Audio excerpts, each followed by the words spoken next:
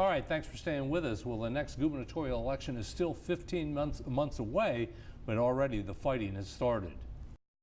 After Congressman Debbie Wasserman Schultz accused Governor Rick Scott of trying to impede health care reform, the Republican Party fired back with this email missive titled Debbie Dunce. The comment has only escalated a war of words in which the GOP has been calling statements by Democratic Party Chairwoman Allison Tant rants. That's great fun, isn't it? Political scientist Carol Weissert says the heated really language is a sure sign of Florida's importance. The 2014 election is going to be really matters in Florida. What we're seeing is that we're going to have a very contested gubernatorial race. Democrats call the comments sexist. The Republican Party of Florida has chosen to use words with regard to female leaders in the Democratic Party that they would never use with regard to a man. The Florida Republican Party first declined to do an interview with us, then changed their minds after they heard we were talking to Democrats. Susan Hepworth is the author of most of the email attacks. As a woman, she says being accused of sexism is absurd. Which is completely untrue and false, and they're resorting to that attack because they cannot attack on the two issues that are most important to Florida voters, and those two issues are jobs and education. Sexist or not, political scientist Carol Weissert says attacking Democratic women is a risky move. Given that 52% of the voters are women, I'm surprised they're going into that area. There are more than 400 days between now and the November 2014 election. In Tallahassee, I'm Mike Vasilindo reporting. All right, joining me now, Nate Garvis, the author of Naked Civics, and Michael Allen, the constitutional law professor at Stetson University. You were both in town this past week to hold a forum on civility and politics for the Florida Law-Related Education Association. So, Mike, what do you make of, I'm sorry, not Michael, but Nate, what do you make of the Republican Party calling a Democratic leader Debbie Dunce? Well, I think of it as angertainment. Angertainment, the term in your book. That we have industrialized political anger, and both sides do it, and it's a very effective way to keep the money rolling in. So when you hear quippy words like that, you can tell that it will be showing up in your mailbox very, very soon.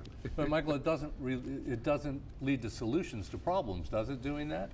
Well, no. I mean, we can see that things are bottlenecked in government, and what we do is we look back and we sort of look back and forget that a lot of the accomplishments that we've made both in government and in society as a whole have been the result of two people and a bunch of people sitting down and listening to one another to work through how they're going to address a situation that they have.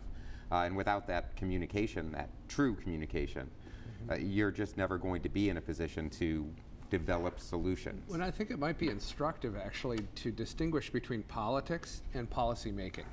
Okay. They are two different things. They are, and I would argue that in politics it's actually solution adverse time.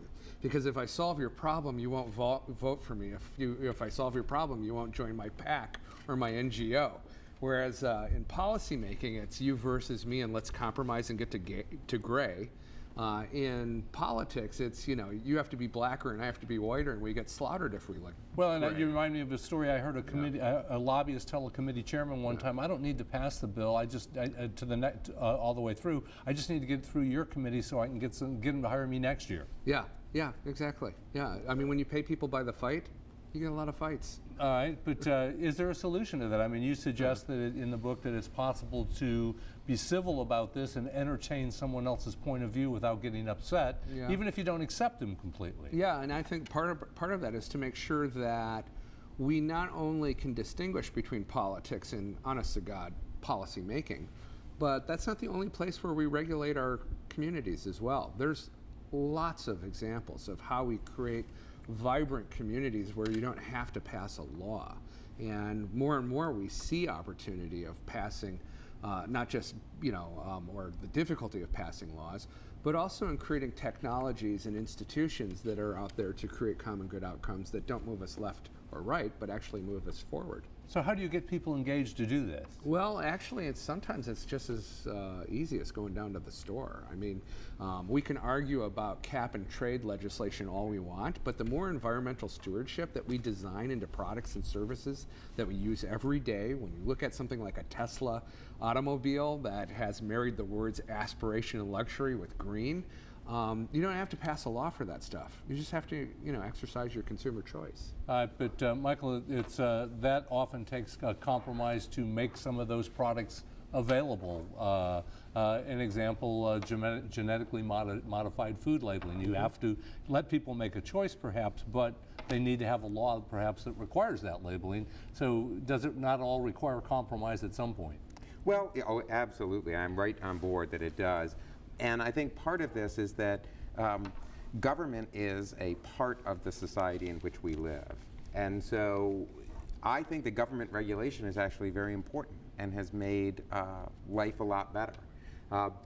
And I wonder if what goes on, what Nate's talking about, for example, particularly in his book, which is great, you should read it, is that a lot of this, what he calls pre-regulation, I would suggest is regulation, pre-regulation in the shadow of the law, right? So I think it's not so much that we don't need government to do this, but that government works in tandem with the greater society. But you're absolutely right. It all comes back to, listen, if we don't listen to one another, we're never going to be able to reach a middle ground. And think of regulation. I mean, we've been so trained to think that a regulation is a law, but there's lots Or of a bad thing, Yeah, or a bad thing, or the only thing you can do is pass a law. depending on which side you're on. Exactly. But to what Mike was just saying is that that's just one tool in the toolbox. We have a much bigger toolbox than that. I mean, regardless of whether you agree with his politics or not, most people would agree that electing Barack Obama as our president was a pretty big deal. And that didn't happen just because we had laws that allowed it. We actually built a culture that regulated us beyond where the law goes. So I agree with Mike that laws have consequence, and laws are important, but usually they're never important enough on their own. We actually have to build out a culture around it full of other institutional energies. All right, stay with us, gentlemen. We're going to take a quick break. We'll be right back. Stay with us, everyone.